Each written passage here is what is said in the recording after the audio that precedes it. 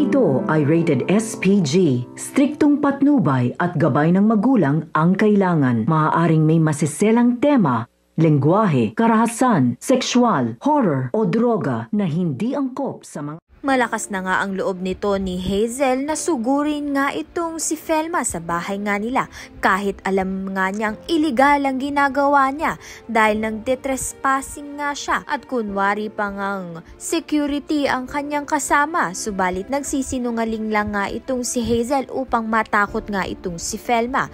Subalit hindi na nga nagpapatinag itong si Felma dahil nga sa gulong dulot nito ni Jessica ay bigla na nga lang sumulpo itong si Jessica at si Manuel upang ang awati ng dalawa. Dahil dito, desidido na nga itong si Hazel nang magsampa nga ng kaso laban dito kay Manuel dahil sa kinidnap nga raw niya ang anak niyang si Jessica.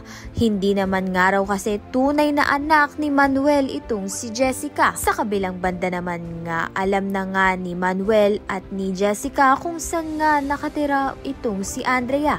Kaya naman nga pupuntahan na nga ito upang huminingi nga ng tawad. At baka sakali ngang patawarin na siya nito ni Andrea. Kaya naman nga't yan at iba pa ang dapat nating pakaabangan. Maraming salamat sa iyong panonood.